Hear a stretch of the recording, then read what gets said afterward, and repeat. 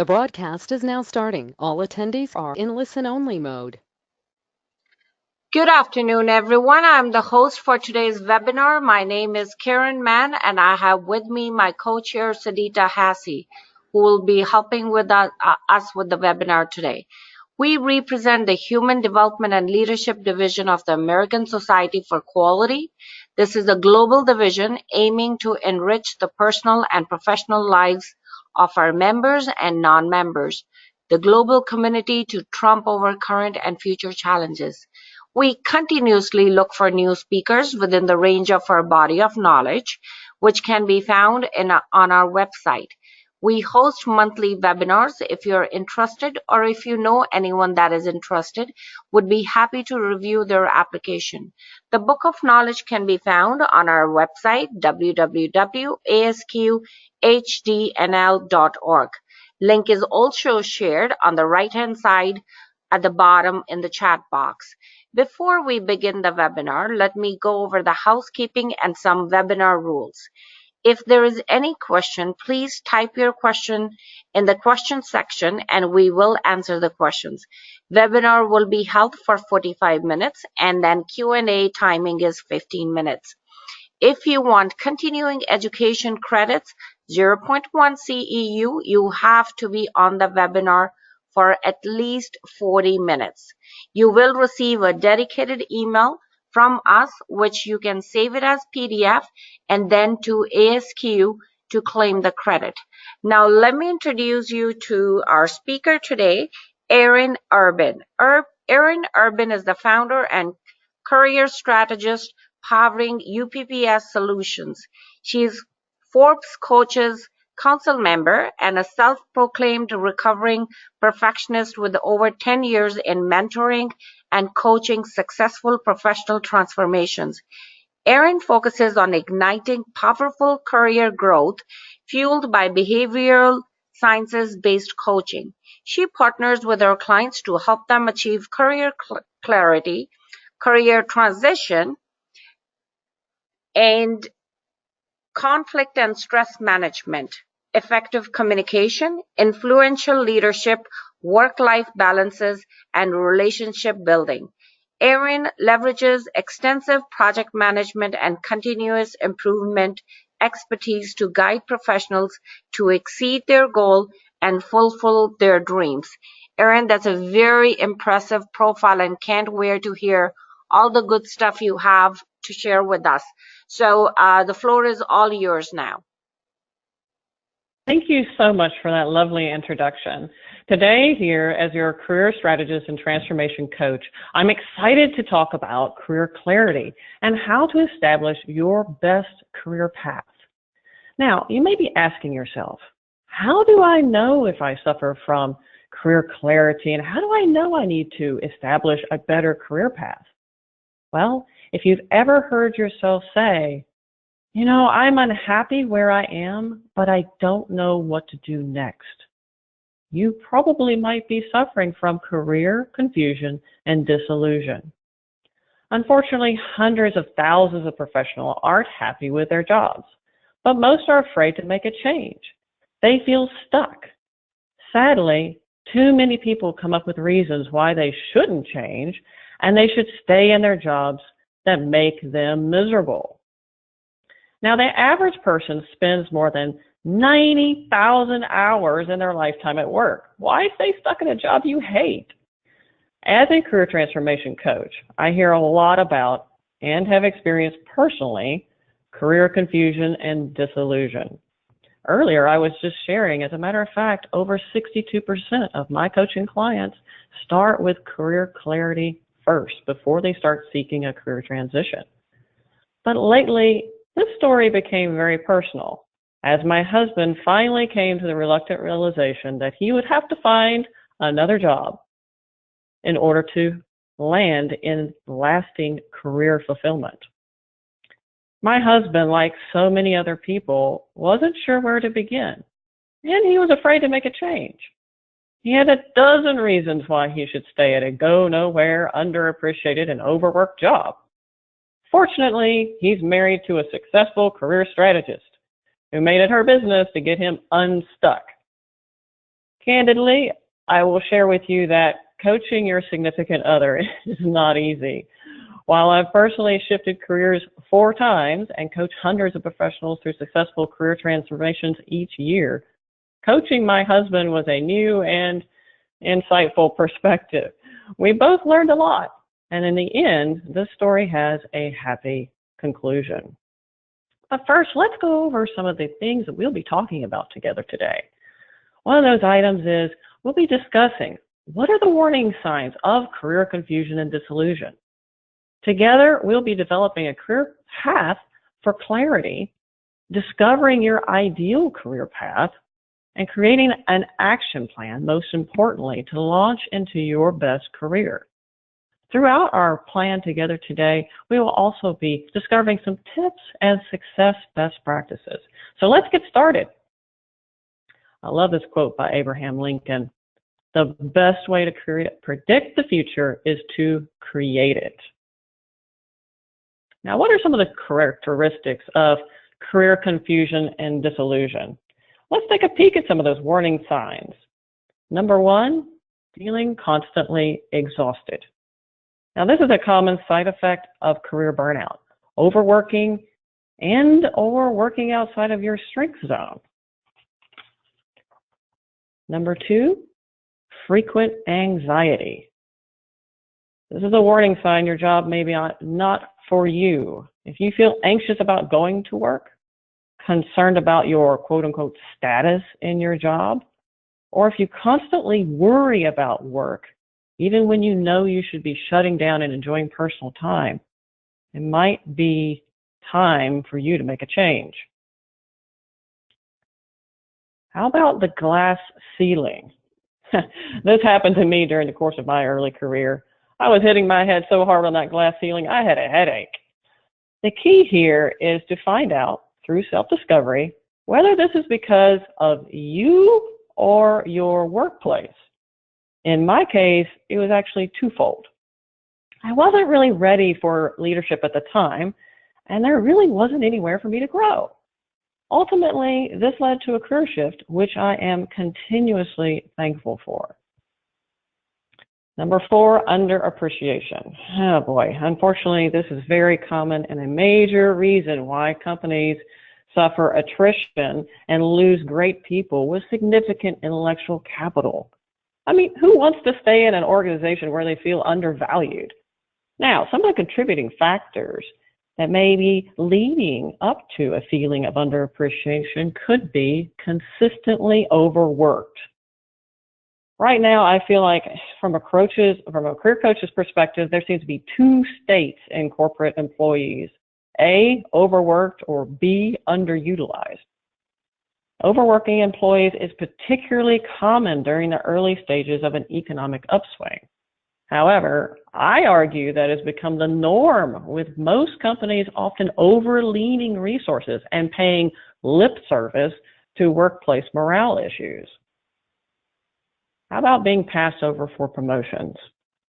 Just the other day, I received a message from a former colleague, actually, and he asked me, he said, "Erin, how should I respond when I was actively working towards a specific position with the help of my manager, and the company went ahead and hired externally for the role I was looking to move into?" Boy, this is a terrible thing to hear, but it can be caused by upper management dissension, poor communication at that level, or a lack of authenticity by his manager. Needless to say, my former colleague is disillusioned and now looking to exit the company. What about lack of motivation? If you wake up in the morning dreading to go to work, or maybe Sunday evening, you have that anxiety and fear, or just demotivated to go to work the next day, and you're barely making deadlines, you feel reluctant to even perform the base functions of your role, you might have a clear case of career confusion and disillusion on your hands, which leads to probably a decrease in productivity. Quite frankly, if you aren't motivated, it isn't likely you'll have the interest to meet or exceed any productivity requirements, and you'll probably have poor quality and attention to detail. You know what? We need to examine root cause of some of these characteristics.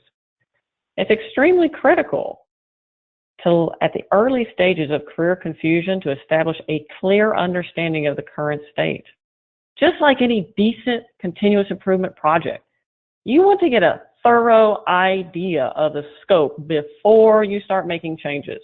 In other words, you cannot improve on something you do not understand.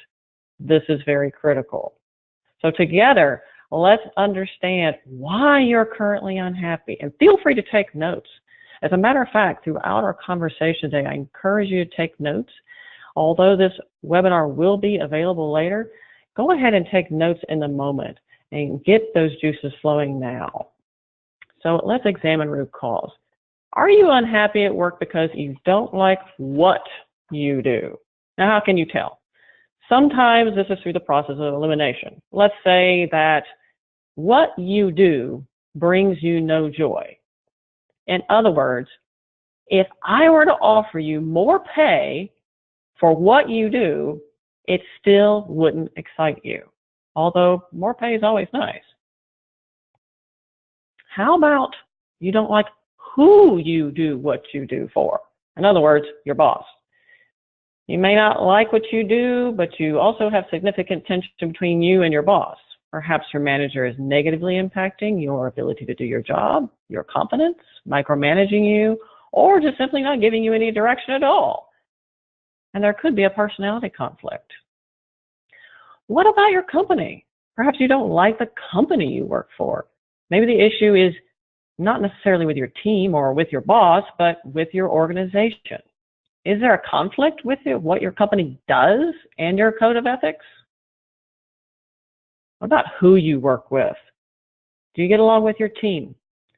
Conflict in the workplace is more common than you think. As a matter of fact, 89% of professionals globally have experienced workplace conflict.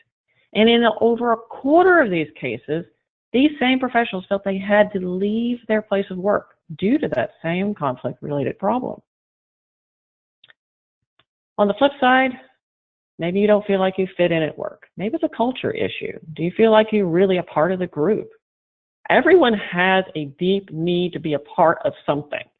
And if you don't feel like you're a part of the community at work, this can be isolating and mentally very stressful.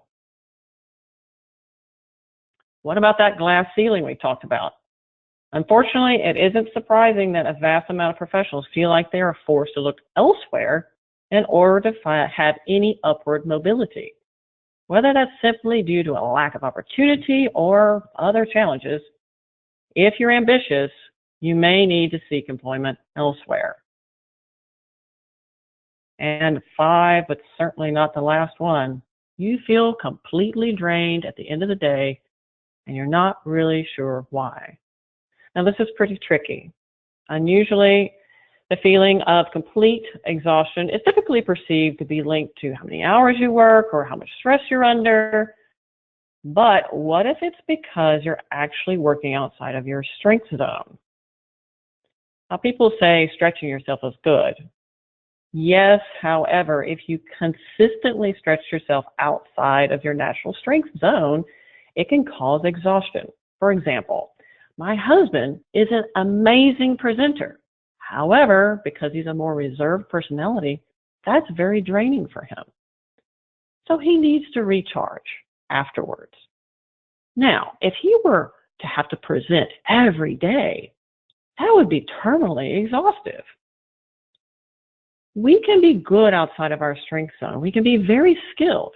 However, we also takes more energy to be in that space. And unfortunately, 75% of people quit their jobs, not necessarily due to what they do, but because of poor leadership. So let's talk about what could be stopping you from making a change. Here's the top 5 biggest fears that keep people stuck. And number 1, no surprising, is financially related. Money is a big motivator. Money is also the number 1 roadblock between most people in a career change. And for some, it's so complex and emotionally charged, it can almost be impossible to think rationally around the subject. But you know what? Misery also has a cost. Lost sleep, stress-related relationship issues, health concerns, and occasionally traumatic illnesses are often related to workplace misery. Happiness comes at a cost, and how much is that happiness worth to you? I know when I had my career pivot moment, I realized that my career fulfillment, my happiness, was vastly more important than a cushy salary and no life to enjoy it with. So my tip for you is this. If financial fears keep you chained to a miserable job, seek assistance from a financial advisor. An objective and credentialed approach is useful to understanding how to rationally approach and plan for a potential career shift. It's also important to gain a positive perspective around money so it will not negatively influence critical life decisions. Let's talk about fear of the unknown. I get it. Change is hard. In fact, fear of change is so potent for some that they will stay in jobs just because they want to avoid change. The saying is, the better the devil you know than the devil you don't. However, in reality, there are so many ways to ensure that you do not have to walk into another miserable situation. If the fear of the unknown is keeping you from making the best decision for you, my tip is to start by establishing a plan. Every successful career transition starts with a solid action plan. And later in the session, we will look at that very same thing. We'll have an overview of some of the key steps I share with my clients. Fear of losing relationships.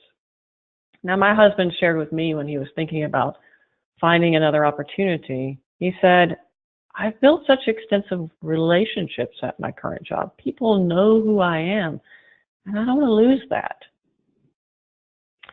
I get it, and a vast majority of professionals will stay in their jobs even if they're underpaid because of the positive relationships they've built. We have, like I said before, a deep need to be a part of a community and connect with others. Liking the people you work with and fitting in is so significant that most of my career growth clients focus on this very topic. If this fear is most commonly voiced by people who identify heavily with their jobs, so their job is a major part of their life, I encourage you, if this sounds like you, to discover a community outside of work. When you build relationships with others in a non-working environment, you will see that, one, it's possible to connect with others, and two, you have a support system that's not solely tied to your workplace. Now, this one's a big one, fear of failure. I'll never forget the afternoon I was sitting across from one of my clients, and he said to me, Erin, do you really think I have a chance? I was stunned. Sitting in front of me was a smart, young, energetic, and outgoing man that had the whole world in front of him, a great education, experience, and credentials backing him up. Low morale is extremely common in career misery cases. If you've been passed up for a promotion, jammed into an energy-draining position, or not succeeded in your job search, you might struggle to feel like you can even achieve the greatness you so rightly deserve. Here's my tip for you. Every single one of my clients builds an impact inventory.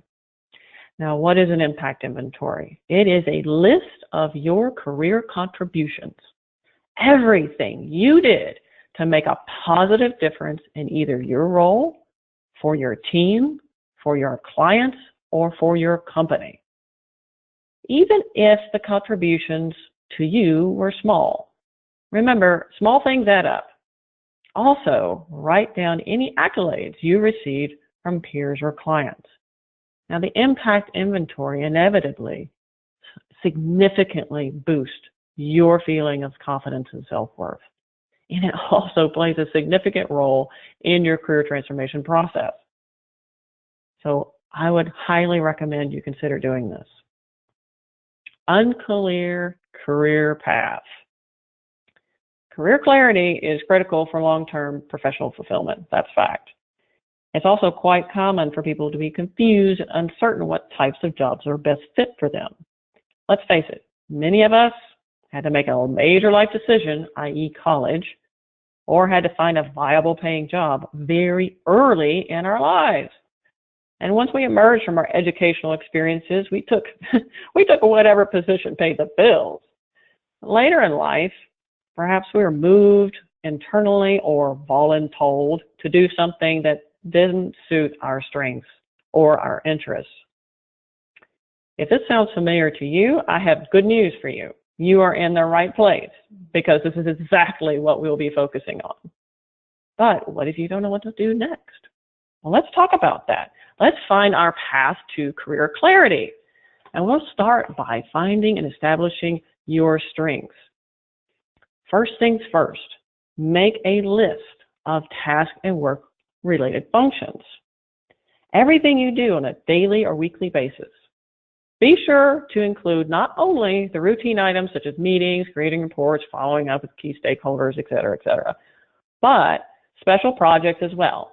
The list will be long, and that's a good thing. You want the list to be as detailed as possible so you can start on the process of self-awareness and self-discovery. This is very important. Now, number 2, make a list of all your expertise. For this list, these are your core skill sets. Slightly different than the task and daily actions, this list will be comprised of the items you are known as the go-to person for. Also include your credentials and intangible skills such as hard worker or reliable, dependable.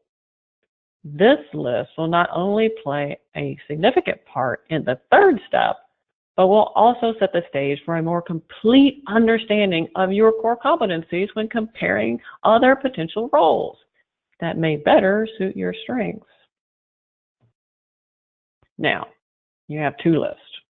Your next action item is to note which task and expertise areas give you energy and which ones drain you. Now, this is how you figure out where your strength zones are.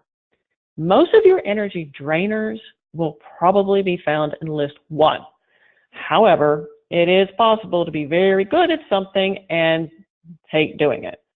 I've known professionals that were exceptional at what they did, but they didn't like what they did. So even though they were good at it, they didn't like doing it, and it drained them.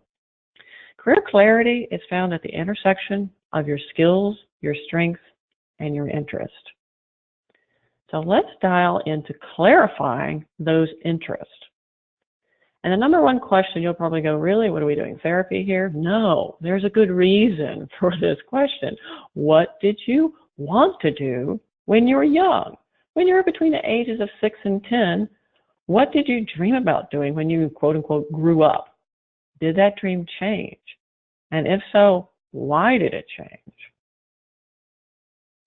Did that dream change or be set aside due to other people's expectations of you? Now, this is actually a pretty serious issue. Quite often, young people set aside dreams because they're told it's silly or they need to get a real job. Parents, listen up, please. The problem here is young people have a dream for a reason. And if they're forced to set aside that dream because of someone else's expectations or social pressures, they are no longer living for a dream that's authentically theirs. And long term, this will create career misery. Trust me, I see it almost every day. Next, let's understand what looking forward might excite you and engage your interest. When you aren't sure where to go next in your career, seek out that which engages your interest and excites you. A lot of people call this passion. I think we use that term too loosely, but truly here it's about relevancy and that which interests you. It's extremely important because it gives you a feeling of long-term fulfillment for career success. What about, is there something you would volunteer your time for gladly? Most people need to have a purpose in life. If there's something that you would gladly volunteer your time to do, that something probably gives you purpose. And what is that something? Again, you're seeking clarity around that which engages your interest. Things that will derail your happiness. These are ones to watch out for. Like we mentioned earlier, living for someone else's dream. I remember this clearly. I had to come to the realization that while my career path was successful and I was living for the quote-unquote American dream, it wasn't my dream. So I could not be in that space authentically, and I had to make a shift. Living for external expectations. Are we trying to conform to what we think others want us to be? Living for empty goals. This is very common. I want to go into a career that makes lots of money. Money's great, but money doesn't buy you happiness, and it doesn't buy you time either. So we have to make sure that our goals are aligned with our priorities and our ethics and who we are. Living based on fear. Now this is a big one. Are we afraid to make a change? Are we living in fear of some sort of perceived repercussion or perceived judgment? And when we are in that space, we can't live authentically. We can't be in a career, be our authentic selves. And when you're not able to be yourself in a career space, you will inevitably be unhappy. Setting unrealistic expectations. This is definitely one for my overachievers and my perfectionists. I know, I've been there. Setting way too high a bar for yourself and never being satisfied because there's no way you can be perfect.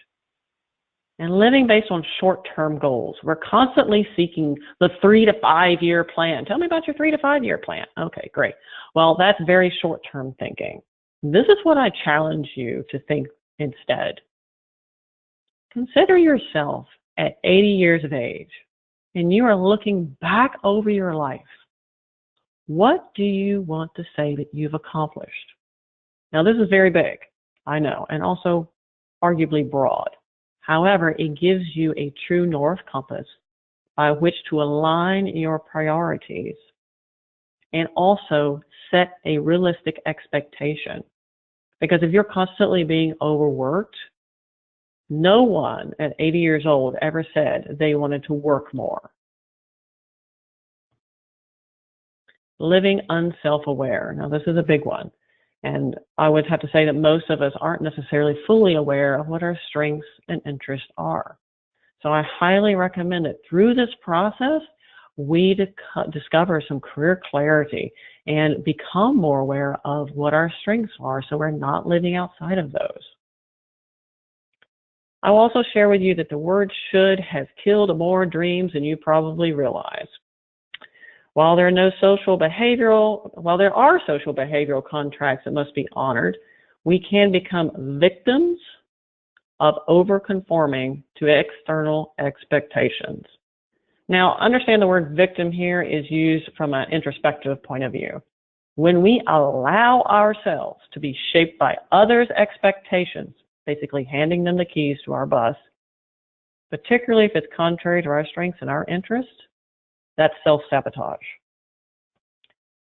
So what are your success secrets? Number one, I recommend through this process connecting with a mentor. Now, a good mentor is someone you respect, who's fulfilled in what they do, reasonable, successful in the area of your career interest, this is important, and has no bias around where your career path takes you. A good mentor will give you candid feedback and support you in your journey regardless of where you go. Also, take a personality assessment. I recommend taking a personality assessment about every 3 to 5 years because you will evolve as you mature, have life experiences, and learn. I know I have shifted my personality. Over time, I shifted, not drastically. Now, there's some things you won't be able to shift. If you're a more reserved person, you might slide on that spectrum. And if you're a more outgoing person, you may shift on that spectrum, but typically never do you switch. However, most assessments will give you a great foundation by which to develop more self-awareness, which is key here in this process. The best career assessment programs will give you insight into your strength zones and how to identify others' styles, as well as how to communicate with differing styles, which is very important because I always say, ultimately, our success is determined by our ability to connect and build relationships with others. And invest the time in being thorough in your research to discover what types of roles best fit you. So let's take a look at building that launchpad. I love this quote here. Find out what you like doing best and want someone to pay you for doing it. That's the idea. But no successful career shift happens without a gap assessment, an analysis, and a plan. So let's build that launchpad. Identify your strengths. Now, in the first section, we discussed listing your tasks, roles, and expertise while noting what gave you energy and what drains you.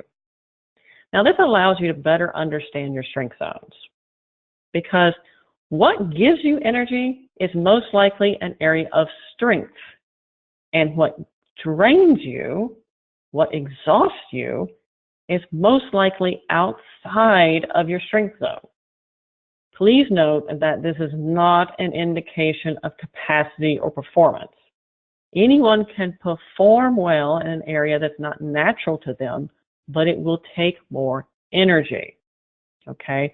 So look at it like this. It's almost like if you've seen a duck, like swimming on the surface of a pond. Now, the duck's not taking a lot of energy to float there on the pond, but if the duck wants to fly, that takes a lot more energy. So that's what I'm talking about. The duck can fly, but it takes energy to do so. Similar to my husband's story. He can present very well, but it takes more energy. So identifying things that drain you, if you still enjoy them, even if they drain you, please do make a note of that, because while you don't want to stay in that zone forever, you might want to just not necessarily avoid it at all costs, if you will. So leveraging your expertise. We also talked about listing these core competencies earlier. While it's possible that some of these might drain you, if you're severely off your ideal career path, most likely the majority of these items on this list you probably feel comfortable about. It's also great because you can leverage this list when narrowing down your ideal career positions. Now, let's connect your interest. We also reviewed how to define your interest, your areas of quote-unquote passion. Now, I feel that we use, like I said, passion a little too loosely, but at the very minimum, you want to identify a career path that engages you, not one you feel that you must do or you should do. We must be personally aligned with your priorities and your goals. That's the most important thing.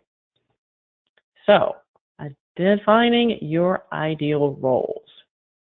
This last step is designed to help you target your ideal roles.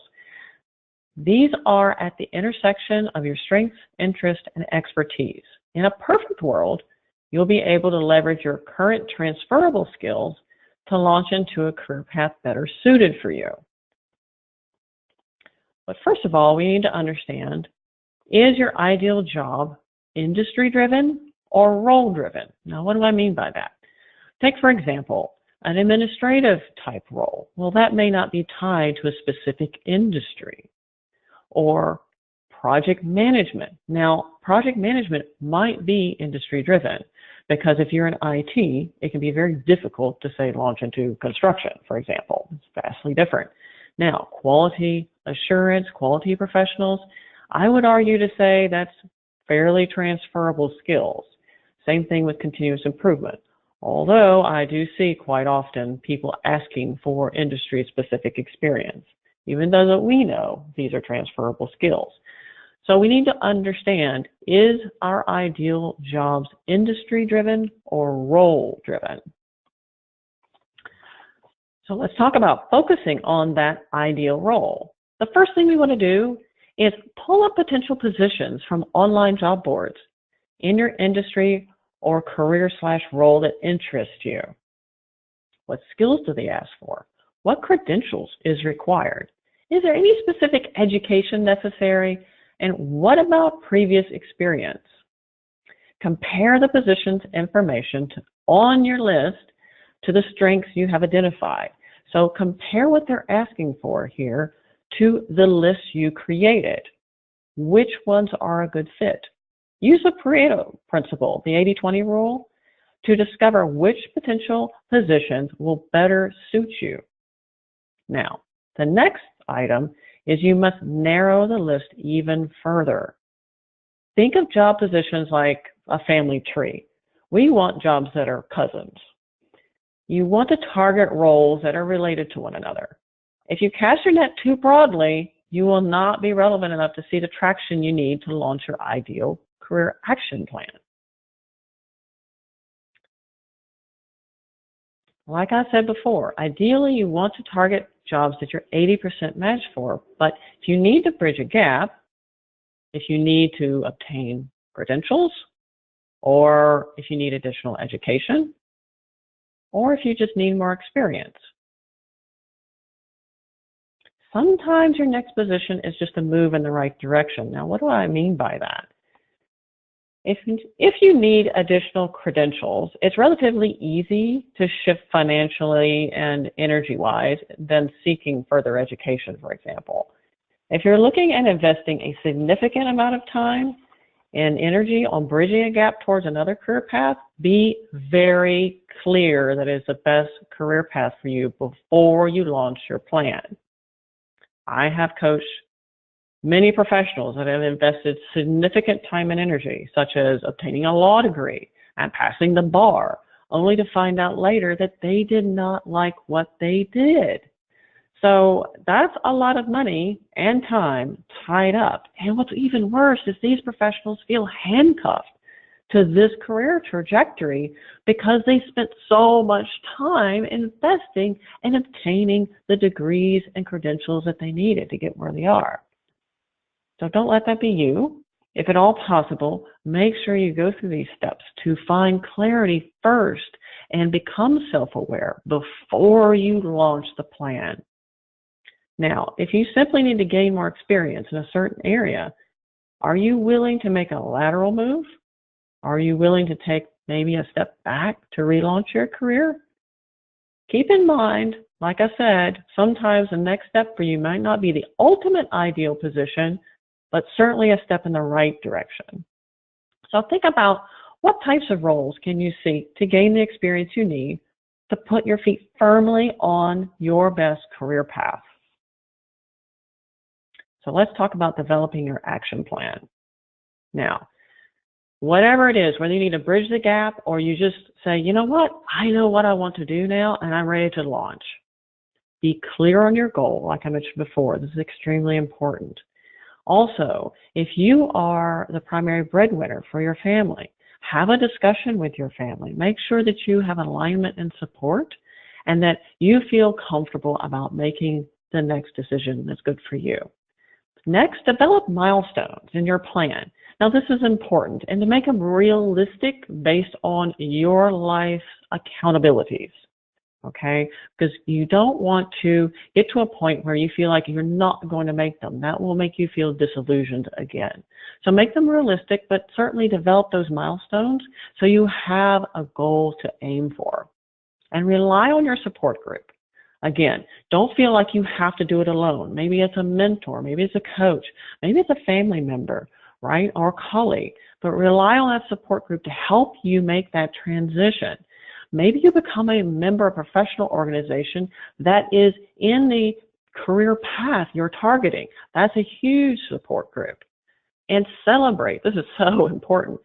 Celebrating small wins. Every time you obtain a milestone, every step you take, it's successful. Celebrate it. This is very, very important. But also establish a routine. Now, as John Maxwell says, we have to give up to go up. And sometimes we need to understand, well, if I have to study for this exam so I can get this credential, maybe I can't watch this show every evening. whatever that looks like for you. But make sure you establish a routine and be very clear on your priorities, because that will help you stick to your routine. But be kind to yourself if you slip, because we are human, and don't forget to have a balance. I have friends who have gone for further education, and I haven't seen them in months. They disappeared off the planet. That's not having a balance. Now, I understand it's a huge investment of time and energy, but you don't want to make the journey just as miserable as you were in the career you're trying to leave. So, are you ready to make that leap? All right, let's talk about making the leap. So if you're ready to go, you're ready to make that career transition, you've got your clarity, you know what your strengths are, you've identified your interests, and you have that list of expertise. You know which jobs are an 80% match for your ideal intersection of your interests, your strengths, and your expertise. Then you can develop a highly targeted resume. Now, what I mean by highly targeted, remember earlier I said, well, don't cast your net too broadly, because if you do, we won't be able to see the traction we want. We want to stay on that family tree of jobs. The jobs must be related in order to target well and gain the traction you need, not only with interest from hiring managers, but also algorithms online. Speaking of online, leverage your LinkedIn profile. I have personally landed 2 jobs through LinkedIn and never had to apply. And LinkedIn is a very powerful tool. Right now, it is the #1 professional platform globally, and we'll have to see what Microsoft does, but it is a very strong platform that you can leverage. And also connect to your network. Now, let's understand a few things about your network and how powerful that is. I want you to be very clear on something. It is a myth that 80% of jobs are found through networking. Now, a lot of you are going, oh, what is she talking about? I hear that all the time. You're right. I've been hearing it for 8 years. It was good 8 years ago, 10 years ago. Now, it's not the case, okay? I would say around 45% of jobs are found through networking. Networking works like this. It's more important, the increased importance is related to the decrease of company size. The more matrixed and the larger, the multinational organizations, those are typically HR driven. So even your connections aren't necessarily able to impact the change they would like to see, and you do have to go through the HR process. So I just want you to keep that in mind. Still keep your network warm like good coffee, but understand the importance and how that works for you. Like I said before, in your job search, relevancy is everything. And if you want to learn more great free career advice, take a look at the Quality Progress Career column or my website at www.upsolutions.net for free career growth advice. Now, it's time for questions. We've got about 15 minutes, so I'll turn this over to our wonderful moderators.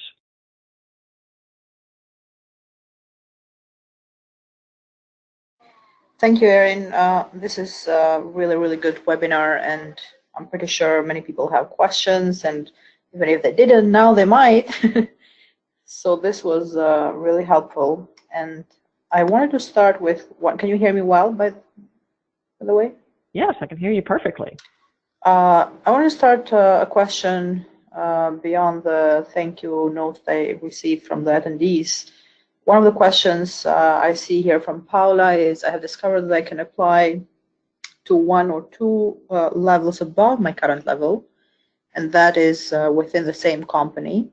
And she sees a description and she's wondering, even though she does feel that she has everything required, she's wondering, how does a recruiter or a hiring manager see an application or applicant that has a current role that is much lower, but they do have the qualifications that they're being asked for.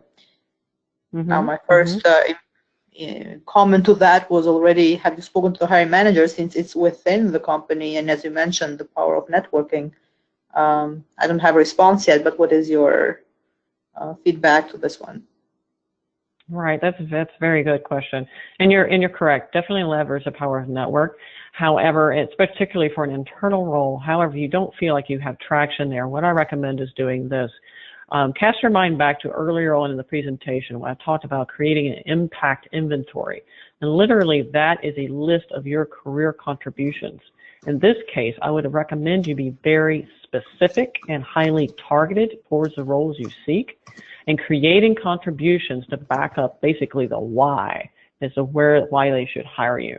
So those key experiences that they're looking for, I would recommend creating your career contribution stories and having that on the first page of your resume. So you can call it select accomplishments, highlight accomplishments, whatever you like, but you want that to be on the first page because we cannot control what people sift through our resume and find, but if it's on the first page, it's most likely to be read, if that makes sense. So that's a little bit about the behavioral psychology and understanding how people consume information to help drive that message home that you are indeed qualified for those roles. And is this, would you differentiate an approach to people who are applying within the same company and those who are not, which might be helpful to use those user stories that you included in the resume itself? Yes, that's absolutely correct. This works whether you are applying internally or externally, and it works very well because it does several things. Not only it highlights your expertise for the hiring manager, but it also makes it very easily for internal and external recruiters to quickly see that you are relevant for the job position. Again, relevancy is everything in the job search. And as we welcome questions from anyone online already, what did you feel are the most challenges? You mentioned a couple of fears there, or what did that? How did you change the approach, or what helped them to make that change, to trigger a different mindset and kind of stay away a little bit from those fears, depending on whatever the personal fear is in that case? Right, it's highly dependent on the fear that one has. So that's one reason why I went over the specific tips to help overcome those. But for a lot of people, it's just really not knowing where to go next. And hopefully through this process, it would bring a sense of clarity and self-awareness, and also to help us understand that we aren't stuck. We don't have to accept status quo. It's very important to understand that you have more impact than you realize, and we must own that impact. And I go back to that impact inventory, actually, because it's such a transformational tool that helps create that transition, helps fuel that self-confidence, and the understanding, most importantly, of what our value truly is. Now, also share is not an easy process, okay? It's not natively common for us to think about ourselves, and particularly when we're discussing our own contributions, but it's extremely important, and consider it from this perspective. We are talking about facts, contribution facts. We're not bragging. We're talking about facts. And also, if we can quantify, that's extremely helpful, but if we can't, again, it still matters. So I encourage people to go through that process because I've never heard anybody say, oh gosh, I don't see the point. Inevitably, everyone says, well, this was very helpful. When I go through the process of truly understanding what my value is. And connected to what you just said about showing that impact, even to yourself, to be aware, and also to the organizations you are at. And one of the questions is from Denholm Kendall is about the large organizations, and I've had personal experience with that. It's difficult to gain visibility or for career advancement, but what advice can you give to help to gain more visibility? Which personally, in my case, wasn't difficult because I was trying to help regardless what department. I was in cross-functional roles all the time, and I didn't have an end goal about career advancement. I was just genuinely helping other people, and I think that kind of brought itself naturally the visibility that maybe later on was helpful. But I don't know what other experiences you might have had with clients or personally. No, that's a very good point, particularly when we put aside the end goal, which is arguably selfish, needful, but selfish of, okay, I want to advance and this is why I'm doing this. But if we can help others and quote unquote volunteer within our organization, whether it's true volunteering for organizational events, or whether that's assisting other departments, but connections, again, it boils down to the ability to develop relationships with other people. So getting outside of our department, getting outside of our team, going out and connecting with other people, like again, through, that's volunteering for organizational events, whether that's helping other departments as we can. Now, sometimes we have micromanaging bosses that don't like to allow that. Correct. So we need to sometimes be creative in how we go about that. But seeking professional organizations. Is there a Toastmasters group at your organization? Just anything to get outside of your team to make those connections with other people. The more you network internally, and this is one thing about networking that is 100% accurate, networking starts where you are. We always consider networking to be this external thing we do, which boils down to a card collecting contest, and that's not the point. The point is to network internally first, because that is so valuable. Unless you don't want to work for your organization anymore, that is particularly valuable with career advancement in elevating, your visibility. It's interesting you mentioned, and it kind of makes me think about different personalities as well. You mentioned volunteering, and also you mentioned network internally first. We might consider there's people who personality-wise they're not used to it, or they're not comfortable with it. And what I've noticed in some of the executive classes I've had experiences with is that people were more free to open up, and you can see the same thing with anonymous sort of questions, and they express themselves. Whereas when they know that this organization becomes like this entity, that somebody sees them, the roles of these people, or the other people that are around them, and I don't know what happens to the human being psychologically wise, but they might feel more a lack of willingness to do that. And I think volunteering, you mentioned, is a great opportunity to test and practice this networking, unless people are comfortable with it and start, whereas the goal is, which might be their own company. Right, and I would also challenge the more reserved people who do not necessarily find it natural to network. And when we consider our traditional networking, it is pretty terrible. But when we're considering networking internally and developing relationships, here is the interesting fact, and I have a book I would like anyone on the line to read. First of all, please make a note of this. The book is called Quiet by Susan Cain. C-A-I-N. Yeah, the book called Quiet by Susan Cain, and The Power of Introverts in a World That Cannot Stop Talking, is a fantastic book. It's highly illuminating the power of more reserved individuals, and also helping you understand that you honestly are a better networker. Even though it's not something that you feel like, because we live to this extrovert ideal that comes naturally to you, because it's not about quantity, it's about quality. Perfect. Right? It's about the quality of your networking. If you go to an event, or let's just say you volunteer, at an event, and you make 2 solid connections, that is vastly better than getting to know superficially 10 people. I hope that makes sense. So I highly recommend the book. And I had the pleasure of reading it. I think you mentioned this when we had you in another webinar last year. It does show you, because initially you think of, yes, the extroverts are the one who do everything and take charge, and but the power of the combination of the two actually is the one what I've experienced in project management to work much better. And I do see we have some attendees who read the book and agree to that. So I'm glad to see that. We have another question about age, and I think you kind of mentioned that with whatever they're afraid of, and one of that might be demographic of the clients you had, for example, the age group primarily.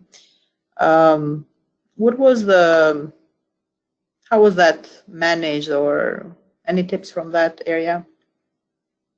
As far as overcoming age bias, or what's the focus? The focus of the question is about the fear of age itself. Might be too late. It's never too late.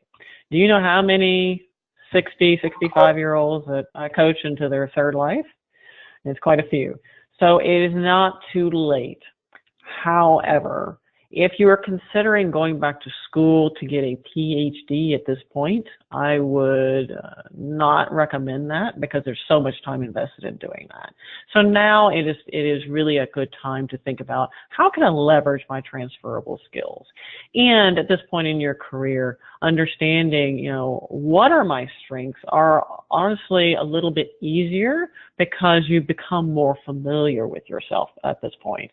So leveraging that, and arguably you may have better networks now. So there's a ton that is actually a lot for the person who is shifting careers later, I would say, in their career, but it's certainly not a reason to say, oh, I've been doing this too long, let's just forget about it, and I'll just put up with this for another 15 years or 10 years. Now, if you're looking at 5 years before retirement, I'm not sure it's really you'd be surprised how fast 5 years goes, but it really depends on where you are in that spectrum. But I coach quite a few professionals that are later in life, and honestly, they don't want to retire. So we talk about that, how to leverage that rejuvenation, that relaunch later on in life, and it is possible. So don't let age stop you at all. So this is this is a great advice, actually, from a personal standpoint on how a person might work with that fear or challenge. How about the external, like the recruiters and them having this bias in terms of age, and especially changing careers radically? Have they had any success in that journey? Yes, and keep in mind, and later in careers, a network becomes a lot more important, and if we can avoid recruiters, do so, if at all possible. But the thing about it is, we cannot control other people's bias, and everybody does have them, okay, whether it be age or whatever it is, but they do have them. What I do recommend is several things. These are things you can put in place today. Take the dates off your college. Now, while we can't eliminate bias, we can mitigate its impact. Also, correct, do not be do not succumb to the tendency to put 15, 20, 25 years experience as a blank on anything. Be relevant to the job. If they're asking for 10 years, you can put 10 years. But again, putting more years doesn't necessarily help you, because when recruiters look at resumes that have, all these years of experience, that equates to dollar signs. And that's a lot of the reason why my more seasoned professionals struggle to land in jobs, because recruiters don't want to pay for it. Okay, they don't. So it's very frustrating. And to be honest with you, we right now in the U.S. do have a skills gap that desperately needs to be closed, but we still have these biases. So it's a very tumultuous time right now. But yes, take the dates off. Please don't put, I've got all these years of experience. This is a good thing. Well, not always. Actually, being relevant is a good thing, but overpricing yourself is not a good thing. So keep that in mind. And also, we want to make sure on our LinkedIn and our resume, anything past 1998, unless it's highly relevant to where you want to go, please don't feel like you have to list those roles. And I'm glad you went into LinkedIn, because one of the questions was about if I want to change a job to a related position, how do I handle my LinkedIn profile? Do I add both ideas in the profile, which I don't know what she means by the ideas, I guess the existing job and the future interest or something. Right.